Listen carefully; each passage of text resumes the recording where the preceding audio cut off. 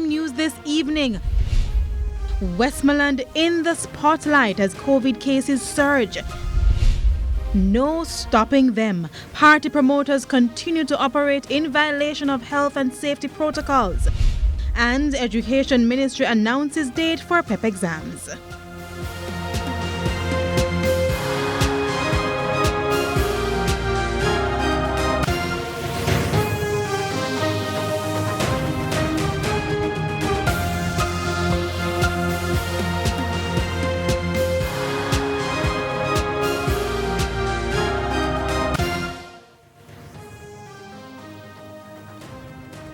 Good evening and welcome to Primetime News. We're live on air and online at onespotmedia.com.